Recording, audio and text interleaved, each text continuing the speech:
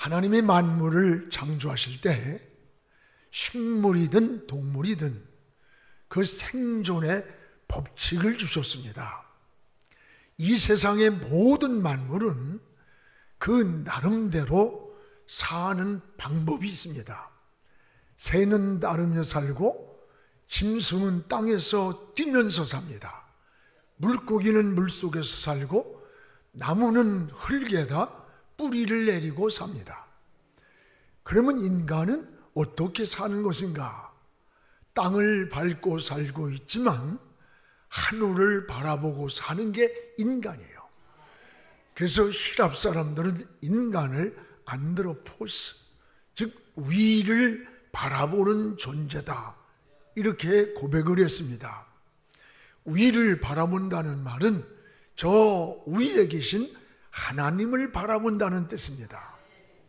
하나님을 바라볼 때 지혜가 생깁니다. 영혼이 맑아지고 마음의 평화가 임하게 됩니다. 만물 중에 인간이 뛰어난 존재인 것은 의식주 문제나 번식의 문제가 다른 게 아니에요. 인간에게는 유일한 영적 존재이기 때문에 하나님을 바라보며 사는 겁니다. 그래서 하나님은 인간에게 창세기 1장 28절에 공중에 나는 새와 땅에 기는 것과 또 물속에 있는 것과 씨 맺는 열매까지 만물을 다스리고 정복하라고 하셨어요. 이것은 하나님이 인간에게만 주신 특권이고 축복인 겁니다. 그런데 인생을 살다 보면 여러분, 믿음 안에 살면서도 때 아닌 고난이 있고 시련을 당할 때가 있고 또 실패를 만날 때가 참 많습니다. 때로는 희망이 보이지 않는 장애물의 복병을 만날 때도 있습니다. 신앙생활 잘한다고 고난이 없는 것 아닙니다. 잘 되는 일만 있는 것도 아닙니다. 우린 이런 과정만 보면 때로는 이해할 수 없이 절망하고 낙심할 때가 있습니다. 그러나 인생의 성공과 실패는 그 결과까지 가봐야 하는 거예요. 지금은 어느 누구도 인생을 바로 살았다고 또는 잘못 살았는지 성공했는지 실패했는지 함부로 평가할 수가 없습니다. 저는 성경의 인물 중에 요셉이를 좋아합니다. 요셉이의 그 과정을 보면 참으로 파란만장합니다. 아버지의 사랑받는 그것 때문에 오히려 형제들이 요셉이를 애굽에 팔아버렸고 또 애굽에서 신앙을 지키고 믿음으로 살아버리고 한 결과가 유혹을 뿌리친 것이 오히려 감옥에 가는 비운에 빠지게 됐습니다. 요셉이의 이런 한 과정만 본다면 절망하고 낙심하고 이럴 때 내가 믿음으로 살려고 했는데 하나님은 지금 어디 계시는 걸까? 왜 나를 지키지 않고 나를 왜 이 고통에다 놓았을까?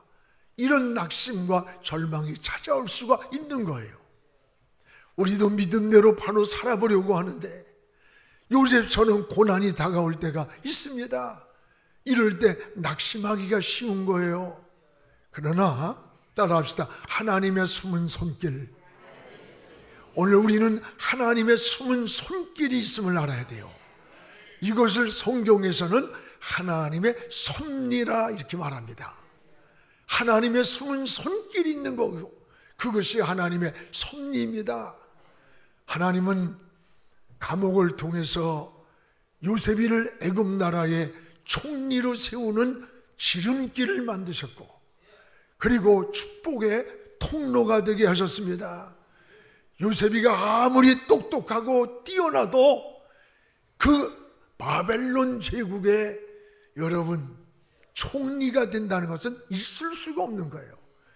그러나 이런 절박한 사망 같은 음침한 골짜기 이 감옥을 통해서 오히려 총리가 되는 지름길이 열렸고 축복의 통로가 열린 거예요. 사랑하는 여러분, 여러분도 인생을 살다가 보면 고난을 만날 때 오늘 여러분은 어떻게 반응합니까? 원망부터 하고 낙심부터 하고 있지는 않습니까? 마귀는 어떻게든지 여러분이 원망하고 불평을 통해서 우리의 신앙과 삶을 공격하려고 한다는 걸 잊지 말아야 돼요. 오늘 이스라엘 백성들의 모습을 보세요. 오늘 그래서 그리스도인들은 모든 것이 합력하여 선을 이루는 것이다. 그리고 이것이 하나님의 뜻임을 믿어야 되는 겁니다.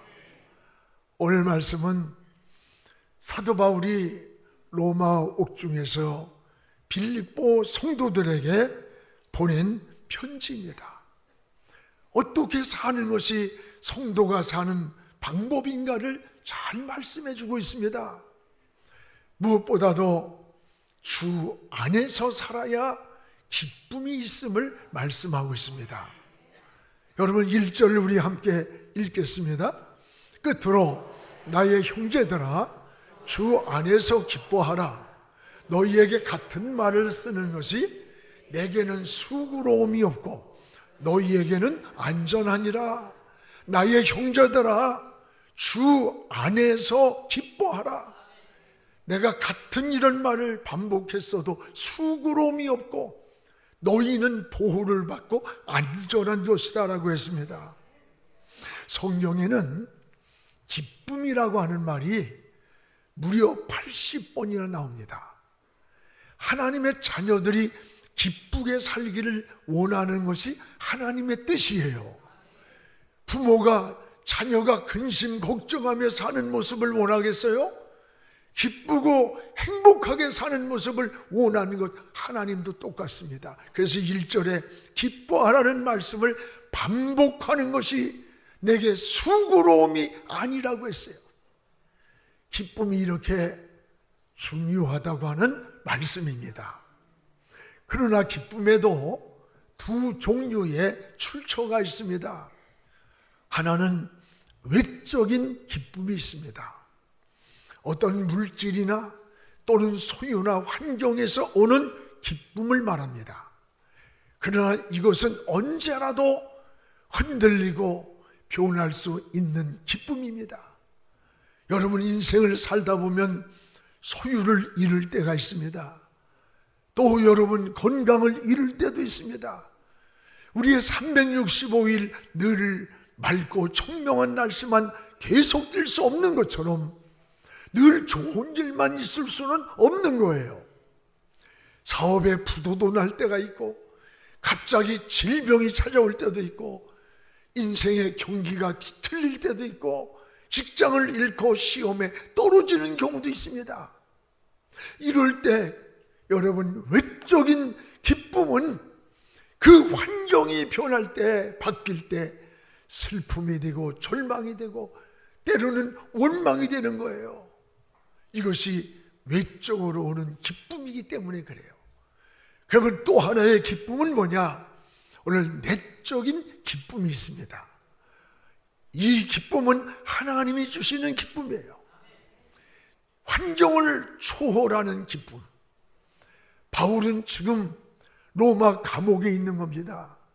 자신은 지금 감옥 안에 갇혀 있으면서도 저 감옥 밖에 있는 빌립보 성도들을 향해서 반복적으로 기뻐하라. 내가 다시 말하느니 기뻐하라. 자기는 감옥 안에 있는데 어떻게 감옥 밖에서 있는 자유로운 저들을 향해 기뻐하라고 말할 수 있겠어요? 이것은 환경에서 주어진 그런 기쁨이 아니에요. 이것은 하나님이 하늘 위에서 주신 내적인 기쁨을 말하는 거예요. 성도는 이 기쁨을 소유하고 살기를 기도해야 되는 거예요. 그러면 어떻게 이런 내적인 기쁨을 우리가 소유할 수고 그리고 살 수 있는 겁니까? 여기 오늘 따라합시다. 주 안에서. 오늘 주 안에서라는 말씀을 주목하시기 바랍니다. 주 안에 기쁨이 있기 때문입니다. 여러분 에덴 동산은 기쁨의 동산입니다. 왜 기쁨이 있습니까? 하나님과 동행하는 곳이고 하나님과 함께 살았기 때문입니다. 그런데 에덴을 쫓겨나면서부터 기쁨도 떠나고 평안도 떠나고 안식도 떠나버렸던 거예요. 오늘 그러면 우리가 기쁨을 소유하고 사는 비결은 뭐냐? 바로 주 안에서 사는 것이라고 했어요. 어린아이가 전쟁이 나고 세상이 요동을 친다 할지라도 엄마 품에 안겨있는 그 아이는 편안하게 잠을 잘 수가 있는 거예요. 엄마 품에 있기 때문에. 그렇습니다. 어거스틴의 고백을 여러분 잘 압니다. 그런 세상에 방종을 하고 타락을 했습니다. 어느 날 하나님 말씀을 깨닫고 돌아왔을 때 이런 고백을 합니다. 하나님이여, 내가 당신의 품으로 돌아오기 전까지는 내 마음에 평안도 기쁨도 안식도 없었습니다. 그렇습니다. 이게 주님 품을 떠난 인생의 고백인 것이에요. 오늘 우리는 어떻게 사는 게 성도가 사는 방법입니까? 주 안에서 사시기를 축복합니다. 주님 안에 사는 것이 평안이고 기쁨이고 행복인 거예요. 부모의 품 안에 있는 자녀가 안식이고 기쁨이고 평안이 되는 것과 같은 거예요. 우리나라에 처음에 복음이 들어왔을 때 많은 순교자들이 나왔습니다. 그 순교자 열전이라는 책에 보면 예수를 끝까지 믿겠다고 하면 칼로 목을 쳐 죽이는 거야. 그러나 그 순간에 나는 예수님을 안 믿겠습니다 라고 하면 살려주는 거예요. 삶과 죽음이 믿음의 고백과 배신이에요. 그때에 초창기 우리 기독교인들이 목을 내밀면서 나는 주님을 사랑합니다, 나는 예수 그리스도를 믿습니다, 그때마다 이 망나니들이 그 목을 그대로 쳐버린 거예요. 절두산에서 목이 잘린 순교자들이 한결같이 피를 다 쏟아진 그 하얀 창백한 얼굴에서 미소를 잃지 않고 목이 떨어져 죽어 있더랍니다. 여러분, 스데반이 수없이 날아오는 돌무더기에 돌에 맞아 죽어가면서도 그의 얼굴은 천사의 얼굴과 같았다. 천사의 얼굴이 이그러지고 찌그러졌을까요? 가장 환하고 기쁨과 평안과 하나님을 바라보는 모습을 천사의 얼굴이라고 표현한 거예요. 돌무더기에 죽어가는 그 시간에도 저 우편보좌에 앉아 계시지 않고 주님이 벌떡 일어나시는 그 모습을 바라보던 스데반은 그의 얼굴이 천사의 얼굴과 같았다는 거예요. 이것은 여러분 환경에서 조건에서 얻은 평안이 아니에요. 주 안에서 누리는 기쁨이요 평안이요 안식인 것입니다. 사랑하는 여러분, 오늘 여러분 세상 살다 보면 보전풍랑 파도 많아요. 신앙생활 잘한다고 고난이 없는 거 아니에요? 그럼에도 불구하고 우리가 그럴 때마다 주님 품으로 달려가시기 바랍니다. 주님을 바라보시기 바랍니다. 주님을 도피성으로 삼으시기를 바랍니다.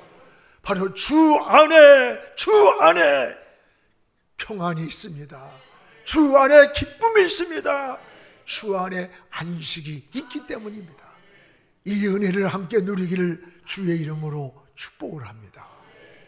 그러면 우리 성도가 사는 방법은 뭘까? 사는 방법은 따라합시다. 구별되게 사는 것이다. 성도는 거룩한 백성이에요. 구별된 백성입니다. 나시린입니다. 오늘 2절 본문을 함께 읽겠습니다. 개들을 삼가고 행악하는 자들을 삼가고 몸을 상해하는 일을 삼가라. 오늘 여기에 삼가라는 말씀이 여러 번 나와요. 오늘 삼가하란 말은 경계하라, 주의하라, 조심하라는 거예요. 왜 그럴까? 물 들어가기 때문에, 위험하기 때문에 주의하라는 거예요. 그렇습니다. 여러분, 무엇보다도 개들을 삼가하라 그랬어요. 개들을. 이 개들은 당시 유대 사회에서는 굉장히 인식이 부정하고 불결하고 아주 안 좋은 것을 개로 표현을 했어요. 부정한 것들, 즉 세속적인 가치관을 조심해야 된다, 주의해야 된다는 말씀이에요. 개들을 삼가라는 말은. 그래서 성경에서 개들로 표현한 것이 세 가지가 나옵니다. 하나는 비양심적인 것을 개들로 표현을 했습니다. 여러분, 하나님이 우리 인간에게 주신 선물이 뭔 줄 알아요? 양심이라고 하는 선물이에요. 양심은 선악을 알게 하고 또 하나님을 찾아가는 나침반과 같은 거예요. 그런데 이런 양심을 버린 자들, 더러워진 자들, 양심이 화인 맞은 자들을 조심하라는 거예요. 삼가라는 거예요. 또 하나는 탐욕을 개들로 표현했습니다. 탐욕은 자기 욕심만 채우려는 이기적인 삶을 말하는 거예요. 오늘 여러분, 자기 욕망만, 이익을 위해서 저 수단 방법을 가리지 않는 이기적인 자들이에요. 이런 자들이 권력을 가져보세요. 사람 다 죽입니다. 독재를 씁니다. 소유를 가져보세요. 이 세상에 약한 자들은 다 처형되는 거예요. 이 사회가 어두워지고 혼란해지고 무질서지는 거예요. 이걸 여러분 탐욕을 개라고 표현했어요. 또 하나는 음란한 것을 개들로 표현했습니다. 계시록 22장 15절에 보면 개들을 삼가고 조심하라.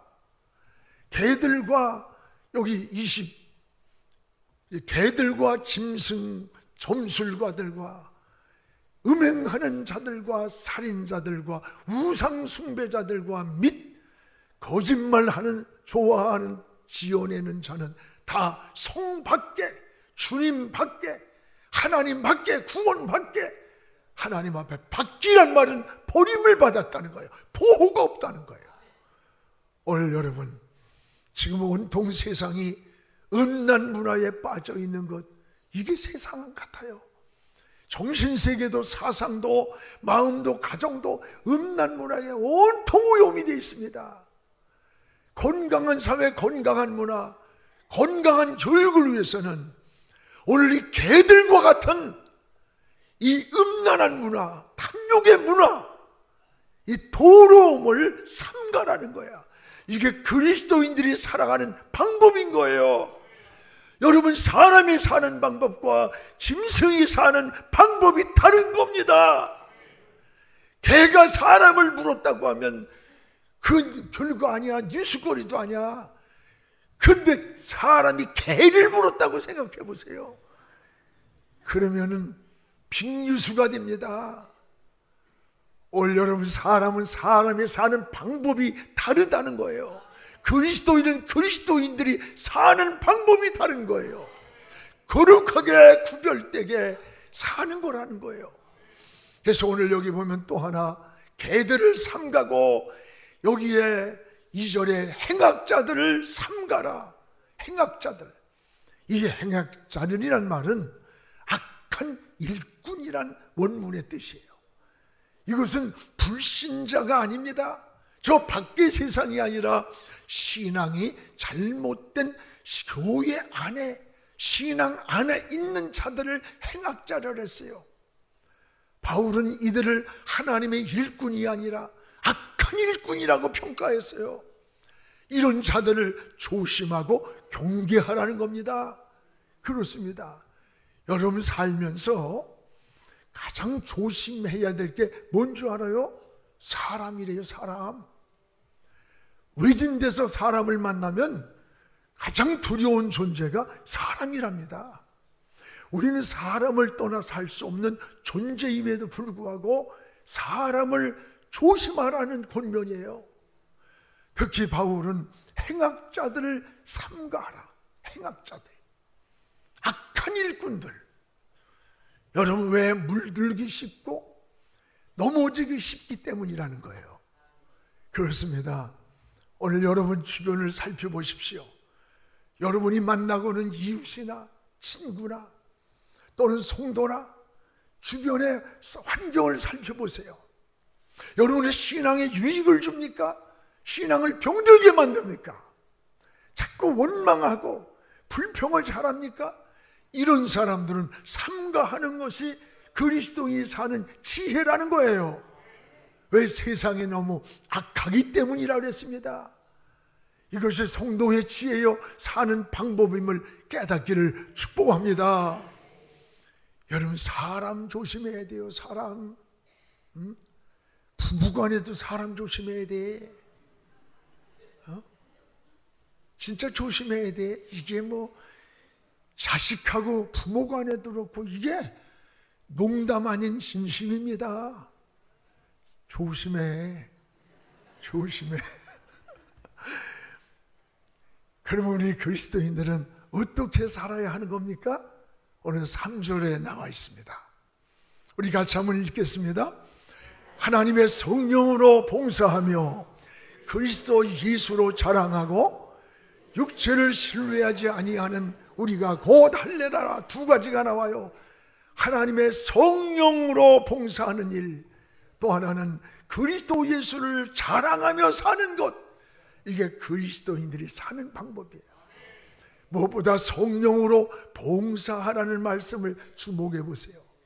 구원받은 이후의 삶은 말씀과 기도와 섬김의 삶을 통해서 우리 신앙이 성숙해지는 거예요. 여기에 더 중요한 것은 뭐냐? 성령으로라는 말을 여러분 기억하시고 주목하세요. 여기서 가장 중요한 것은 성령으로 봉사한다는 말씀이에요.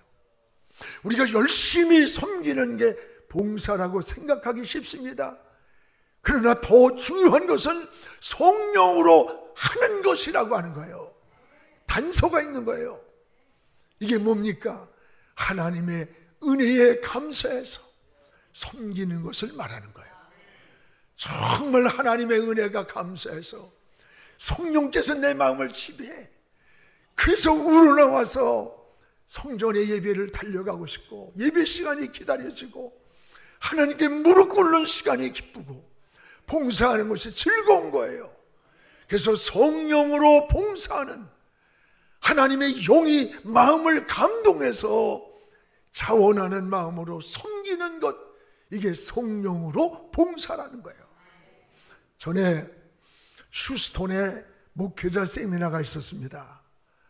거기에 암에 걸려서 거의 말기에 이르는 집사님이 그곳에 나와서 목사님들이 쭉 서서 몇백 명인데 줄을 서서 식기를 가지고 식사를 하는데 그 집사님이 기쁘게 봉사를 하면서 섬긴 것을 보고 그 담임 목사님이 그분의 이야기를 하면서 목이 메어가지고 우는 거예요. 지금 이 집사님은 말기 암입니다. 오늘인지 내일인지 모르는 내 시한부의 인생을 살고 있습니다. 그러면서 그때 그 집사님이 그래요. 목사님들, 전 너무 행복해요. 저의 남은 시간이 내일인지 오늘인지 모레인지 나는 모르지만 내가 할 수 있는 데까지 하나님을 섬기고 싶어요. 교회를 섬기고 싶어요. 목사님들을 섬기다가 우리 주님 계신 천국으로 가고 싶은 게 내 마지막 소원이에요. 그러면서 그 연약한 몸을 가지고 기쁘게 봉사를 할 때 우리 목사님들이 모두 함께 그를 위해서 눈물로 기도를 했어요. 그 며칠간의 세미나보다도 이 집사님 한 분의 하나님께 사로잡혀서 하나님 나라를 보라보면서 섬기는 그 아름다운 모습이 우리의 삶을 다 바꿔놨어요. 우리 목회의 가치관을 바꿔놔 버렸어요. 여러분, 이게 바로 성령으로 하는 봉사라는 거예요. 여러분, 가슴에서 하는 거예요. 우러나와서 하는 거예요. 마음이 뜨거워서 주님을 섬기고 헌신하며 섬기는 것, 이게 바로 성령으로 봉사하는 거예요. 토요일 날 왔더니 어느 장로님이 화장실 청소를 막 하는데 이 장갑을 끼고 변기를 갖다가 손이 주다가 막 그 안을 막 닦아내고 그래. 그래서 장로님, 사실 전 집사들이나 누구한테 시켜도 되는 일인데 장로님들이 무게 탁 잡고 내가 장로인데 이런 거래? 이럴 수 있는 거 아니에요? 근데 그 장로님이, 목사님, 제가 이 화장실 청소하면서 너무 은혜를 받는데 내 자신이 와서 보면 이 변기보다 더 더러운 게 내 마음이라는 거야. 이 바닥보다 더 더러우고 이 냄새보다 더 더러운 냄새가 겉만 본드러마지 내 안에 있음을 깨달을 때마다 화장실 청소를 하면서 눈물로 청소를 하고 자기 자신을 고백한다는 거예요. 그 얘기에 제가 얼마나 은혜를 받았는지 몰라. 오늘 여러분, 주님을 섬기는 것, 내 힘으로, 내 의지로 박수소리 때문에 봉사하고 헌신하다 보면 그 박수소리가 멈출 때, 누군가 나를 이해해 주지 못할 때 지치고 원망으로 변하는 거예요. 오늘 우리는 성령으로 봉사한다는 것, 이 말씀을 기억하면서 하나님을 섬기는 재직들, 그런 우리 재직들과 성도들 되기를 주의 이름으로 축복합니다. 또 하나, 성도는 어떻게 사는 것이냐? 오늘 3절에 예수를 자랑하며 살라는 거예요. 오늘 사람에겐 두 가지 자랑이 있습니다. 하나는 육체적인 자랑이 있고 또 하나는 영적인 자랑이 있는 거예요. 여러분, 자랑거리가 많다는 것은 굉장히 좋은 겁니다. 그래서 사람들은 가문을 자랑하고 명예를 자랑하고 자식을 자랑하고 지식을 자랑해요. 지구일을 자랑하고 좋은 거예요. 좋은 자랑거리가 있다는 것은 좋은 일이에요. 그러나 우리 그리스도인들은 자랑하는 가치관이 달라. 그리스도는 무엇을 자랑하느냐? 오늘 사도 바울은 3장 8절에 다메섹에서 주님을 만났습니다. 인생의 변화를 받았어요. 전 삶의 터닝포인트, 전환점이 왔어요.